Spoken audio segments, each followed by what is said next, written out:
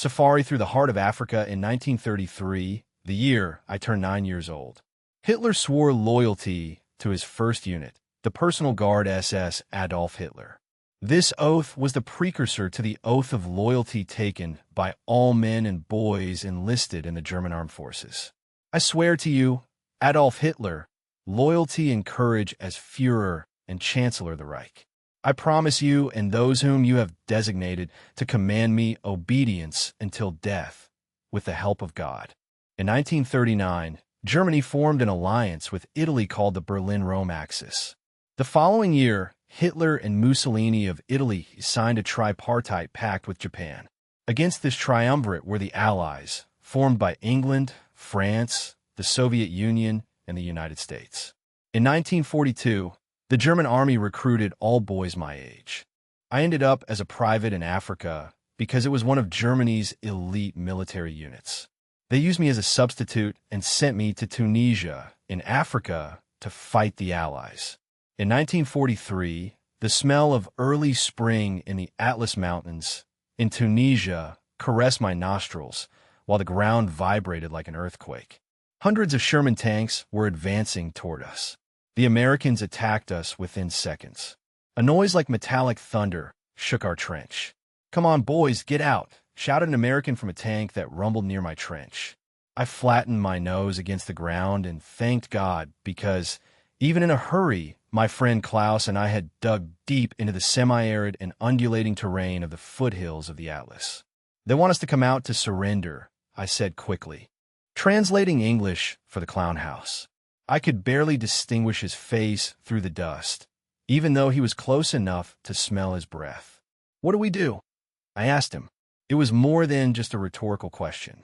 The word was, if you don't fight, or even worse, desert, your own officers will shoot you without hesitation.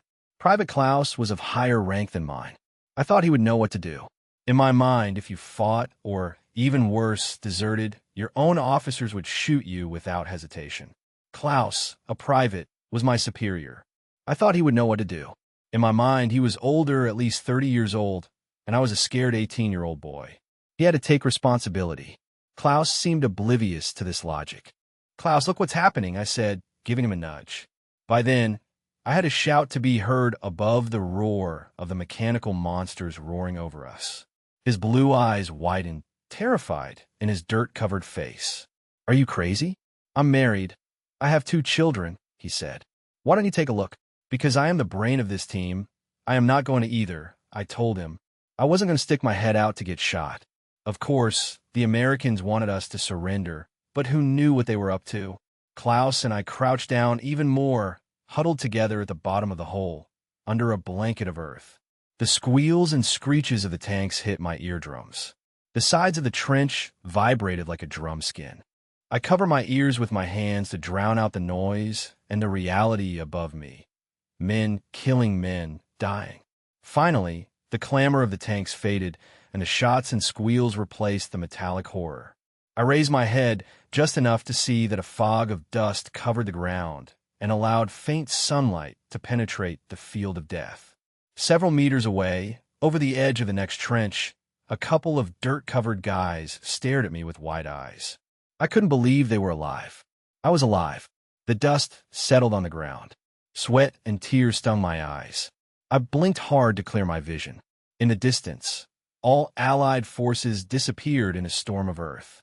I covered my ears to stop the buzzing. They must have thought they had annihilated all of us.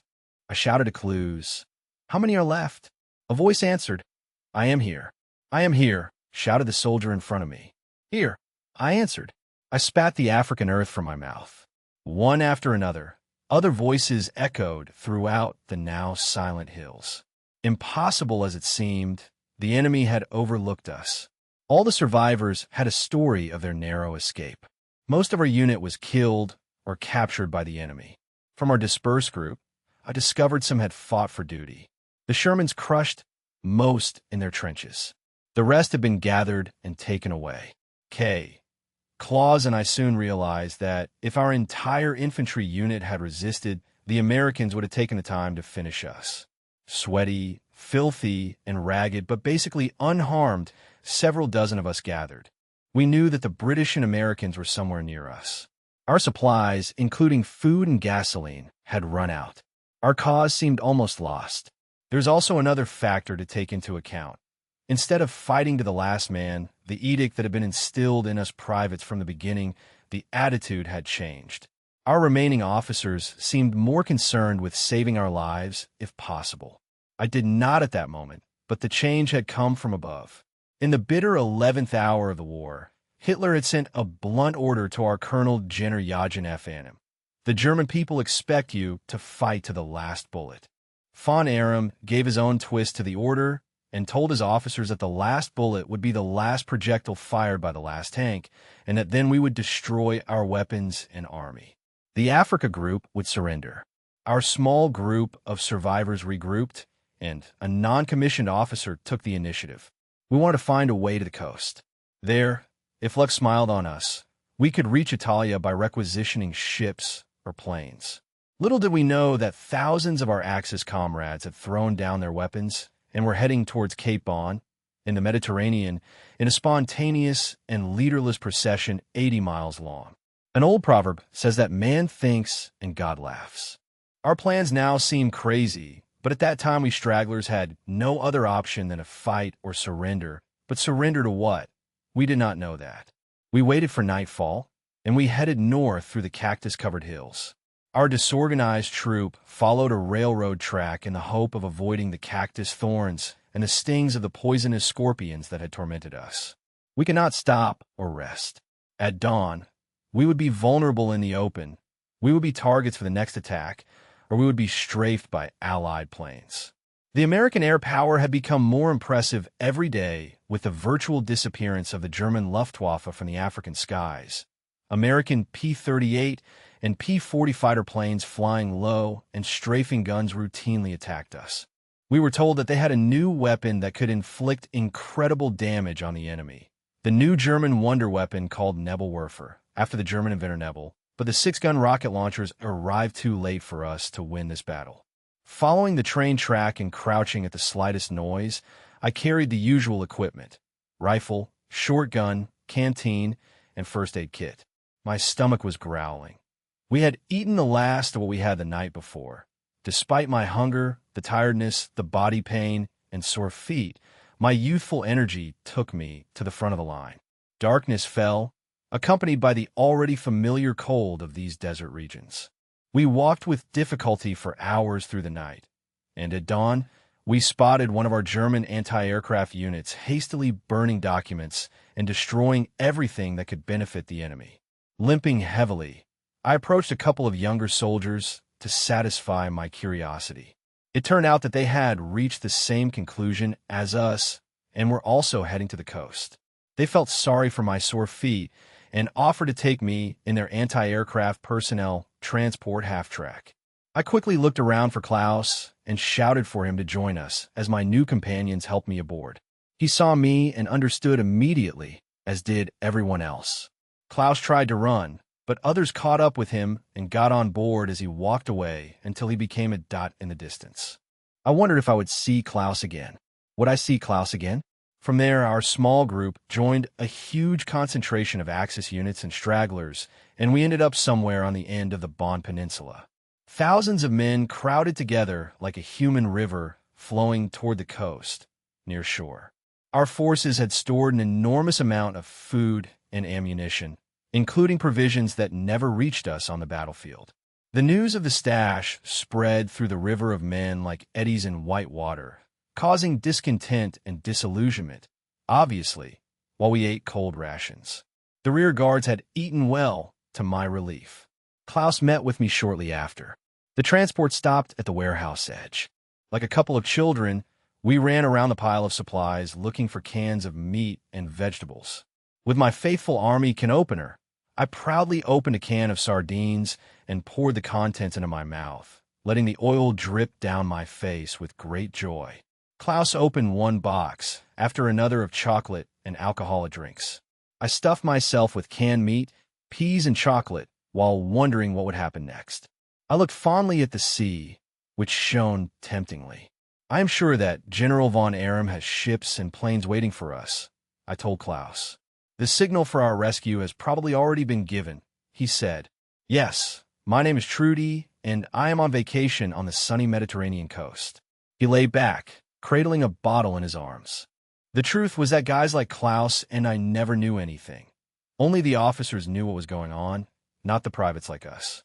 I never knew the exact location of the clashes in which I participated during my brief participation in the Africa campaign.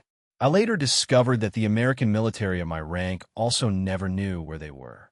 Well, disciplined and totally obedient, most soldiers, regardless of allegiance, trusted their officers. We were nothing more than gears in a war machine. We followed the plans and schedules of the Axis.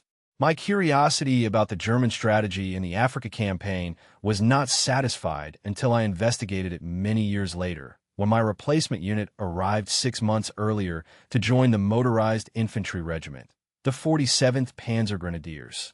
The commander congratulated us all on becoming part of the 22nd Panzer Grenadier Division, formerly the 22nd Motorized Infantry Division. This division, stationed on the island of Crete, Greece, only had my regiment as part of the Africa campaign. This regiment was not deployed in Tunis until early 1943. The commander, Colonel Busa, was under the command of the Grupper Bear campaign between February and March 1943, and again in the final German offensive in northern Tunis with the AA Army Group in May 1943. Originally, my regiment had been formed with men from northern Germany, including my home state, Holland, and also Hamburg and Lower Saxony. My regiment had fulfilled its duty against the Allied offensive and had suffered accordingly. When I look back, I see myself crouching between open cans of food, tenaciously putting another bite in my mouth, a tired and nervous soldier, with dark blonde hair that needed a cut, dressed in the same dirty and smelly uniform that I had worn for 3 weeks, when we fled along the tracks to escape the enemy on our heels. I felt empty and confused. I could not understand that. After months of killing myself to fulfill unknown plans and unpredictable schedules, I suddenly found myself involved in a massive, unthinkable, and disorganized retreat. My mind could not comprehend what would happen in the next minute, let alone in the more distant future. That night, word spread that the surrender was being negotiated for the next day. Every man who repeated it seemed as if he had been left breathless. "It is the end of the USL," someone whispered to me. "At least we won't have to fight anymore," I replied. "Don't worry," said some idiot who was obviously unaware of the situation. "Germany is going to win, and we will all be heroes." At that moment, it seemed impossible to me that Germany could continue fighting for several more years. But HH was not willing to surrender, much less. Quick as lightning, an officer stood us at attention, and the orders resounded. All weapons, vehicles, and anything else useful to the enemy had to be destroyed immediately. My heart sank. That could only mean that there would be no rescue. We were facing imminent capture. The fireworks of our destroyed weaponry lit up the sky. The air thickened with the smoke of sulfur and cordite. Trembling hands groped, and, in one of the flashes of light, I found my rifle. I hit it against a tree and broke the butt. Defenseless for the first time since arriving in Africa, I slumped down and leaned against a tree. The tension of the last order dissipated and uncertainty took its place. The voices of the men resounded in the silence of a night illuminated by the bonfires of burning weapons. Comments and ideas about our strange situation were exchanged. I listened, trying to find sense in it. When we landed, we were convinced that we were the best trained, best led, and best equipped soldiers in Africa. What had gone wrong? The terrifying scenarios of what awaited us as prisoners of war were a common theme. The soldiers old enough to remember the First World War compared that war to this one. The men speculated all night with a sad and depressed tone, were discouraged and confused. Waves of anger surged up with typical adolescent contempt. I thought they were wrong. We had already gone through hell. How could it get worse? I was a former soldier, grateful to God for being alive. Later I learned that an Allied offensive on 2 fronts caused the surrender not only of my unit, but also of the entire German Corps in Africa, the DAK, under the command of Field Marshal Erwin Rommel, the Desert Fox, who had been fighting in Libya under Italian command against British forces. Then the Africa Army Group was formed to counter the invasion of American and British forces in Morocco and Algeria. Rommel joined Kleiner and Jürgen von Aram to face their two armies against the Allies in Tunisia. The Allies had air supremacy and an overwhelming supply of vehicles, ammunition, food, and fuel. They simply outnumbered the Axis armies. Now, we Axis soldiers had no choice but to wait for dawn and the inevitable. Shortly after daylight, with the last fires burning slowly in the Tunisian sky, the commander of the Deke sent a last message to German headquarters in Italy, to Air Marshal Klee Ring, and to the Supreme Command of the Army. All ammunition has been spent, weapons and equipment destroyed in accordance with the orders received.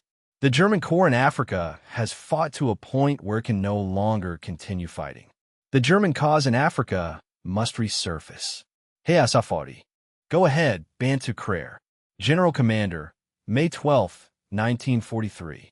In one fell swoop, General Kramer handed over everything that remained of the African Corps and the Africa Army Group, a total of more than 100,000 men, to the Allied command. I didn't know anything about the surrender speech until much later, despite the rumors among many soldiers about the promise of a German victory at that time. All we knew was that our battles had ended at Cabo Bon. The Allies surrounded us. We heard them coming closer. Our NCOs organized the men. Our sergeant shouted, "Stand up, form ranks. If you still have weapons, get rid of them first. They will shoot you if you have a weapon." From the dunes that surrounded us, the roar of American all-terrain vehicles was approaching on all three sides, with weapons pointing at us. The loudspeakers shouted in poor German, "Drop your weapons, put your hands on your head, don't talk, stay where you are." I did exactly what I was told. Klaus was next to me and did the same. Weapons raised, fingers on the trigger. The enemy went deep among us. The acrid and penetrating smell of sweat mixed with fear rose from the ranks of our brave, unarmed soldiers. For the first time, I saw an American up close. Surprisingly, he looked a lot like Klaus. They could have been brothers. I didn't know what to expect when a soldier approached me with his weapon drawn. Another surge of adrenaline made my heart beat so hard I could hear it. My fight or flight mechanism went crazy. All I could do was stand still and not defend myself. Instinctively, I knew that was the most dangerous moment as a prisoner. One wrong move and I would be shot. The guard frisked me for weapons and motioned me to head toward the line of soldiers. After the search, I felt numb. Time stopped. Everything nearby seemed to happen far away. Images of my mother and my home appeared before my eyes and faded. I kept my mouth shut. They ordered us to remain silent, presumably to prevent us organizing against our captors. I doubt anyone considered that then. A U.S. petty officer shouted, "Faster! Move those crutches!" The Americans immediately put Article 2 of the Geneva Convention into practice.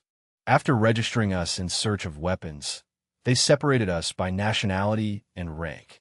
They protected us from mistreatment by our captors, silenced us, and quickly took us to the rear. They organized us into formations of approximately 100 people for the march to captivity in a field near Tunis. My formation was advancing at a rapid pace. Suddenly, without knowing why, I had to sit down. Once seated, I struggled to get up, but I couldn't stay there because I knew my captors were shooting at stragglers. I wasn't willing to find out. I can only assume that, until that moment, the adrenaline of battle and survival had numbed me. Now, in the relative safety of captivity, every muscle and raw nerve ached and throbbed, from the inflamed and bleeding shrapnel wounds on my back to my swollen and bleeding feet, which looked like raw meat. The last weeks of forced service in the infantry had taken their toll. Even my scalp hurt from wearing the helmet for what seemed like an eternity. The May sun, shining in the African sky, burned my skin. I limped like an old man, feeling feverish and dizzy. Klaus, shuffling his feet, muttered that I felt too bad to keep walking much further. "I fear there may be," a scruffy soldier behind me whispered as he passed. "Don't push yourself so hard. The Americans have plenty of trucks about to break down." Klaus dropped to the side of the road, and I joined him. I didn't care about anything anymore. A U.S. Army truck approached heavily, and a guy leaned out shouting, "Hey, you want a ride?" "Yes, please, thank you," I said in English, surprised that I had responded so politely to someone I would have tried to kill the day before. I helped Klaus to his feet, and we dragged ourselves to the back of the truck. Soon, from my privileged position, I could see what awaited us. A makeshift prisoner of war camp hastily erected with barbed wire on the coastal plain. Gigantic loops of barbed wire surrounded an area large enough to hold thousands of men. Once inside the wire, Klaus and I limped towards the German petty officers who were shouting orders, trying to organize the men. In addition to the thousands that the Al-Habian had gathered, thousands of Axis soldiers who had run out of gasoline and ammunition had joined them. Soldaten PWS were pedaling on bicycles. The soldiers who still had gasoline for their trucks waved white flags as they headed towards the barricade. Hundreds of thousands of German and Italian soldiers ended up filling the enclosure. Cheers were heard as U.S. Army trucks unloaded boxes of water and Ron cans over the wire. The term jerry can seemed comical to us, since the 20-liter cans had originally been manufactured in Germany to store water and gasoline. The British copied the jerrycans and called them, as they called the Germans who made them, jerrys. The Americans called the jerrycans jerrys, but they called us krauts after the sauerkraut, which is what we called sauerkraut at the time. We couldn't be picky about what they called us, as the cheers for food were getting closer. I stood up once more with difficulty, not to make my way through the crowd. I was too exhausted to fight for my part. Everyone was thinking about food and water, and the strongest took it all. Klaus and I had to wait for the leftovers. Months later, in a prison camp in Hearne, Texas, I saw a photo in Life magazine of that makeshift prisoner of war camp near the African coast with the title Superman, the morning after. They were talking about rubbing salt in the wounds. As night fell, the sarcastic jokes of the Germans began as we listened to the news. Some men still had radios and played them loudly for the rest of us. The news glorified the African cause while we sat in total defeat behind the wire. "Are they crazy?" Klaus said. "How long will it take them to get the message?" Comma. "Let me tell you. News bulletin. The African army was winning in Tunis, but surrendered when it ran out of ammunition and gasoline. Youth has its good side. I, for my part, thought things could worsen. At least the rain stopped," I pointed out, always optimistic, because otherwise we would be lying in the cold mud up to our eyes. "Yes, but when it was cold, the damn black flies didn't bite," Klaus said. "Hey, heroes, listen to this," a guy with a radio said. He turned the volume up. "Our soldiers," proclaimed the German station, "defended their positions with fixed bayonets after running out of ammunition." "Ah, yes, with my naked bayonet, I attacked a can of positions with fixed bayonets after running out of ammunition." "Ah, yes, with my fixed bayonet, I attacked a can of peas," I joked while making sarcastic comments about our supposed heroic feats. Klaus began to talk seriously about our future. The older men, gravely, told us that the Allies' next move would be to send us to permanent prisoner of war camps in other countries. Exuberant and naive as a child, I was excited by the prospect of leaving Africa. I had had enough of the Black Continent. My expectations of serving in the much-vaunted Africa campaign had been shattered, like the tanks we had left behind. I couldn't allow myself to think about the fallen comrades I'd helped bury. Why had this happened? How had we failed? I couldn't help thinking about the events that had led me to this situation. For most of my young life, the Nazis had idealized war in movies and songs. Hitler's speeches convinced most of us that winning glory for the homeland was our ultimate goal. I was drafted into the German army in Ratsburg with the invincibility of youth. I said my first goodbye. My relatives, neighbors, and friends organized a farewell party for me and tried to be cheerful and understanding. They accompanied me to the train station. "Bye," they shouted, waving handkerchiefs. My father, a veteran of the First World War, warned me, "Pay attention, don't lose focus for a second, and don't volunteer for anything." My uncle Honey, an intellectual who had always warned me about the Nazis, told me in a trembling whisper, "Don't talk about anything controversial." My mother, whom I loved, told me that she would pray for me every night and that she would write to me every week. I held back tears. At least we knew where I was going. My unit was assigned to Tonder, Denmark. My mother had been born in that area, highly appreciated for its agriculture, which had been disputed for years as if it were a prize. My father considered my destination for basic training ironic and responded to my first letter with a joke. Now you are a German soldier occupying your mother's homeland. I came from a family of history buffs. My father and my Uncle Haney reminded me that this area had returned to Danish hands after the League of Nations, precursor to the WW2 United Nations plebiscite in 1920. Schleswig-Holstein had passed from one side to the other like a tennis ball. Danish rule ceded to Austria and Prussia after the War of 1848, sharing until Prussia defeated Austria in 1864 and declared a Prussian province with Skies as capital. In the most recent confrontation, German forces had invaded Denmark 2 years earlier without a fight. When I got there, we shared barracks with the Danish armed forces and we greeted their officers. The official German version was that we were there to protect Denmark, but we soon realized that the Danes were not threatened by anyone but us. Basic training really coincided with the occupation. When I entered the army, I thought I would like the adventure, but I soon discovered that the Army's perfectionism regarding uniforms, boots, beds, lockers, and shaving techniques irritated me. The training bored me, and standing guard at night in a small wooden cabin bothered me, although I knew that a British commando could sneak in. I would fall asleep standing up every time I was on guard and wake up startled when my rifle hit the boards. At best, I was a mediocre private. Our unit was moved to several cities, probably to give the Danes the impression that there were many more German troops than there actually were. We were in a part of Denmark with a large German-speaking population. Although the Danes called it Southern Jutland, we called it Northern Schleswig. Germany clearly had control during the basic training. I made 2 new friends, Marcus and Data. As part of our stay in Denmark, we were assigned some strange tasks. Nightly alerts that pulled us out of bed to hunt down British agents who parachuted in. Marcus, Data, and I complained every time they told us that there were British spies on the loose. If we capture a Brit, will we get a medal? Marcus asked the first time. No, but they will probably make sure you go to all alerts, Data said laughing. I need sleep, I complained. We never did manage to capture anyone.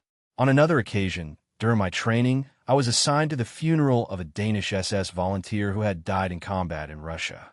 SS meant Schutzstaffel, or protection unit. Germany created volunteer SS units in countries with populations considered Nordic or Aryan.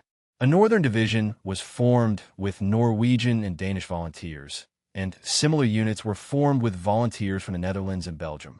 For the fallen Dane, we had to do a slow goose step in the funeral parade, something that they did not teach or practice during training.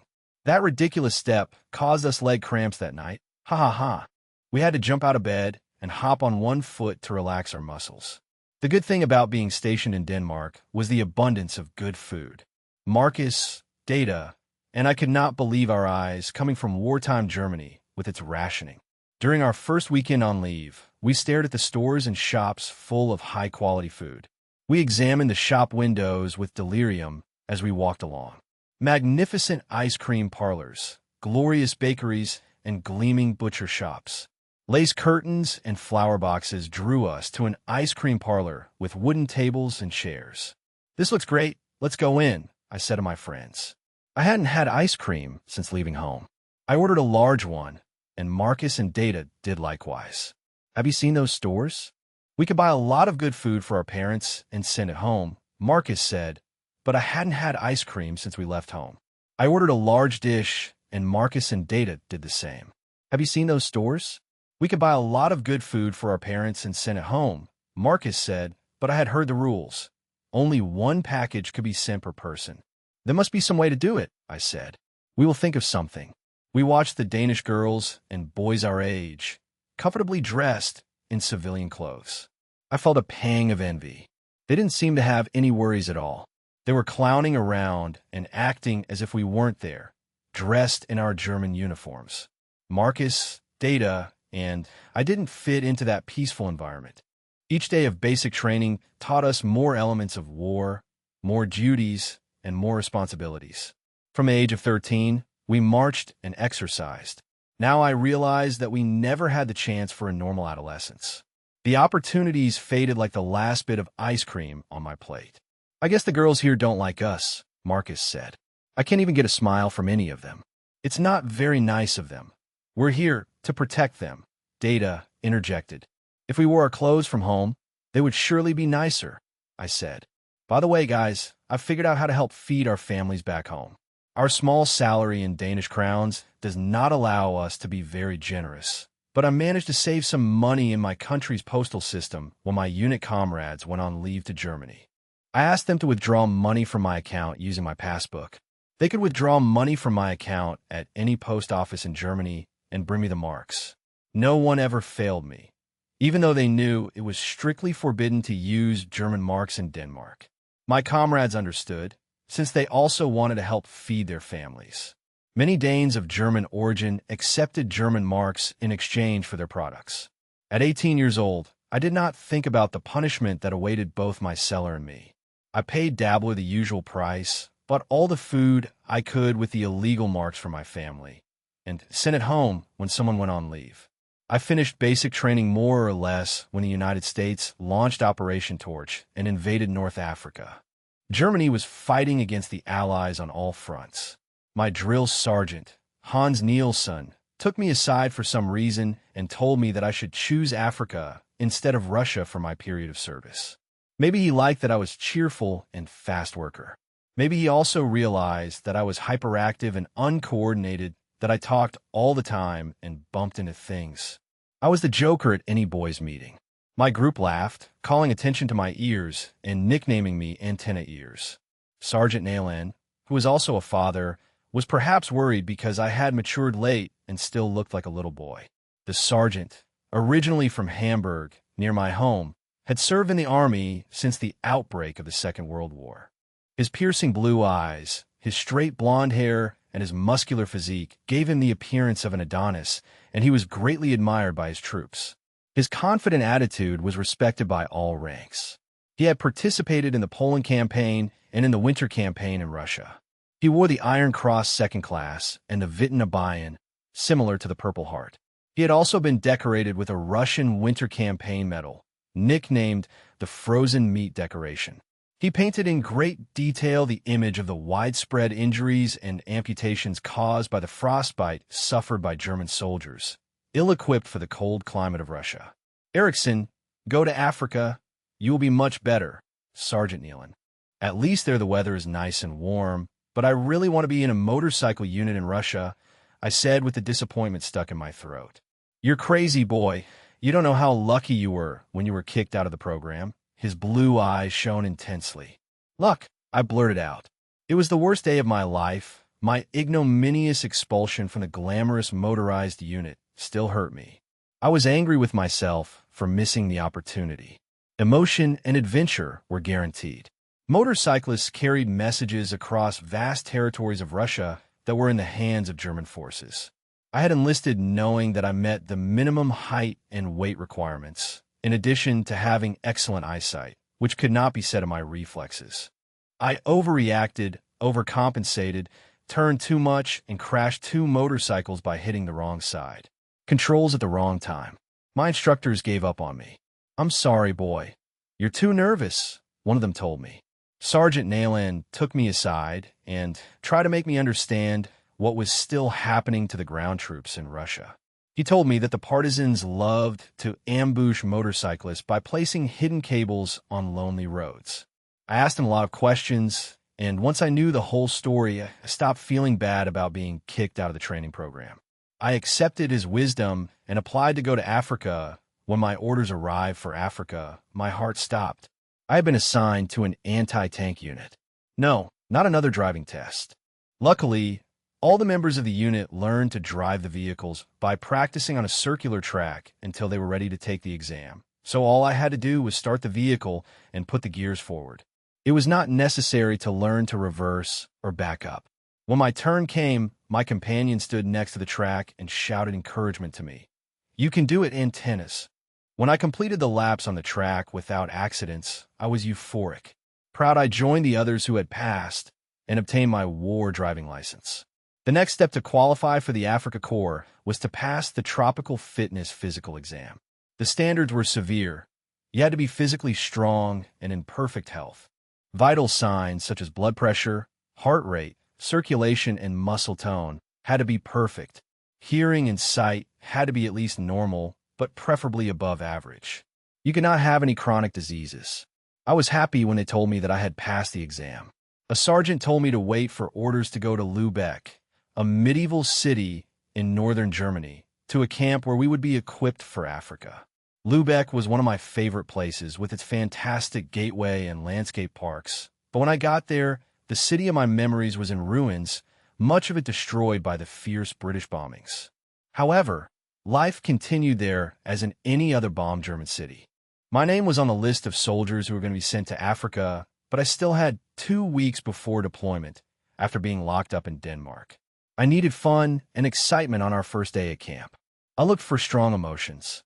Our sergeant equipped us with uniforms and equipment, showed us the barracks, and told us a whistle would sound at meal times. The whistle also sounded for exercises and daily tasks. Our sergeant finished his instructions saying, "You will receive weekend permits to go to Lübeck if you behave well." Now I'm going to make the following rule very clear. You must not wear the Africa uniform until I tell you. You will put on the day you leave for North Africa. From that small speech, I deduced that British spies should not know when our platoon of replacements would land. How suspicious, I thought. Where the hell could a spy hide in Germany? As soon as we entered the barracks, Marcus, Dita, and I burst out laughing. For once, they treated us like men instead of children. I tried on the new uniform, and it made me believe that I really belonged in exotic Africa, because we threw coats over the uniforms and sneaked into the bathroom to see ourselves in the mirror. We didn't see our baby faces. We only saw the shapes of the uniforms. Wow, how intriguing we seemed. If that didn't impress the girls. How fed up I was with so much marching and exercising. I blurted out, "What do you say about going to town?" And Dita whispered, "You can't do it. You don't have a pass." "What's the worst that can happen to us?" asked Marcus. I'm fed up with so much marching and exercising. I blurted out without thinking, "What do you think if we go to town?" Dita whispered, "You can't do it. You don't have a pass." "What's the worst that can happen to us?" asked Marcus. "To the military prison, idiot," Dita hissed. He brought out the reckless person in me. I'm in town, and I'm going to put on my new Air Force uniform, a corpse uniform. I put it on and buttoned the large regulation Army coat over it. "Me too," said Marcus as he hurriedly buckled his belt. I turned around and saw other guys from our barracks doing the same. Dita looked like an old woman when the dinner whistle sounded. We joined what looked like a small expedition to Lübeck. We jumped out the windows, devoured the supposed dinner, backed up, and ran towards the tram. Once we got to Lübeck, we paid for another, better meal. The meals could not be compared with the quality of Denmark, but at least we were full and we got rid of the exercises and tasks. Marcus and I took off our coats and tried to show off to the girls. Obviously, we didn't impress them at all, the first guys to sneak into the city in Africa Corps uniforms. So, since girlfriends were out of the question, we went to the movies and concerts and sneaked back to the barracks in the dark. I got away with mine so easily that I was convinced that I could get away with anything. My house in Kiel was only 49 miles away from Lübeck. I knew they wouldn't give me permission to travel that distance, not even if I asked. I told Marcus I was going home. He had the same idea. "Let's not tell Dita. He would never try it, but HEK would find out where we had gone," said Marcus. "I have to tell Dita," I protested. "Someone has to call me when we receive the order to embark to Africa." I could almost smell my mother's cooking. I rented a bicycle and pedaled the 49 miles that included the cities of Plan and Oten to Kiel by the sea. Approximately half the distance between Plan and Uten is known as Dutch Switzerland for its hills. After about 25 kilometers of pedaling uphill and then holding on tight as I went down the slope, I began to have doubts. Everything hurt, and I was tired, but at least I was on a wall, not on a train or bus. I told myself that the German military police would find me for sure. They were known as the chain dogs because each one wore a chain around their neck with a metal shield on their chest. Although the jokes about the chain dogs were playful, it was not a joke. I was on a train or bus. I told myself that the German military police would keep me safe since they were known as chain dogs because they all wore a chain around their necks with a metal shield on their chest. Although the jokes about the chain dogs among the sarcastic German soldiers, having them in front was not funny. As I went up and down the hills on my bicycle, I alternated between the terror of being caught and the excitement of being home with family. I didn't even know where they lived, as I had never seen their apartment. I was trying to imagine where their building could be. The Germans of that time did not have a telephone. You had to call a known place, and they would send a messenger, and vice versa. I didn't even know where they lived, as I had never seen their apartment. I was trying to imagine where their building could be. The average Germans of that time did not have a telephone. You had to call a place where you knew they would send a messenger and vice versa through letters. I knew that my family had found an apartment near the port, so they could finally leave the house on the outskirts that they shared with another family. Although I was glad that they could finally have some privacy, I was worried that they were in even more danger of being bombed than in our old apartment, as the new one was in front of one of the largest shipyards in Germany. That was probably the reason they had been assigned that apartment. It faced the port, with the fresh Baltic breeze and the acid smell of the saline air reassured me as I walked around the block. I found their apartment easily. It was one of the few that was still standing. I rang the bell, and my father opened the door. His blue eyes widened in surprise when he saw me, and when he found out that I was not on leave, I thought he would have a heart attack. "Are you crazy?" He hissed through his teeth, his eyes now blazing bright blue. He was a policeman and former soldier, and he recognized the seriousness of the situation. "Do you realize what you have done? What is the problem?" I blurted out. "I left when I was an 18-year-old boy and returned after a few months, still an 18-year-old man. My father wanted to hide me in the basement. He knew that my status as a deserter would cause a commotion throughout the building. After all, he was the son of a respected law enforcement officer. I left the telephone number with one of my friends in Lübeck in case something came up," I explained hastily. I tried to assure him that I was not the only one who had left without permission.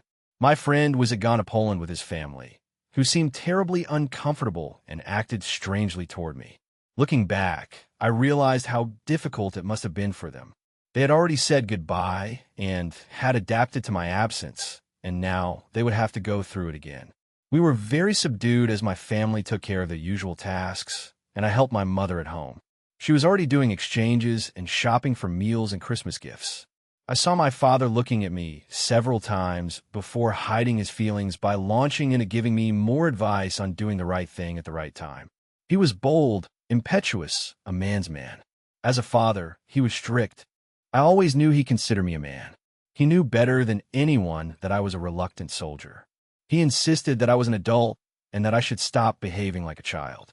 He told me again about his exemplary behavior as a soldier in the First World War. I listened to him with one ear. Yes, I know, that was you, but I am not you." I lit a cigarette for the first time in front of my father. I leaned back in the chair, exhaled a puff of smoke, and said, "I have passed basic training, haven't I? I'll be fine, my God," my father burst out. "The boy knows nothing. He complained to my mother, talking about me, as if I were not there. The boy does not listen to me. Haney, please, listen to your father," my mother pleaded in her sweet voice, as always. My father was a tough man, with tenacious determination, who kept his emotions deep within him. I will never know if he inherited those traits from his personality or if the First World War turned him into that person. What I do know is that I realized more and more his traits as I became a soldier and, later, a prisoner. Perhaps they even saved my life. After a week at home, I received a call, and they gave me their message. "We're leaving tomorrow. You better come back right away." I felt a tug in my heart. When would I see my family again? My parents were probably wondering if I would see. "You're leaving tomorrow. You better come back right away." I felt a tug at the heart. When will my family see each other again? My parents probably wondered if they would see me again or when. My mother hugged me tightly, hiding her tears behind my back. "Have a good trip, dear Heine. Write to us when you arrive at your destination." My Uncle Haney had lived with us as long as I remember. He was a tender and lonely soul who couldn't bear to go through goodbyes again. He stayed in his room.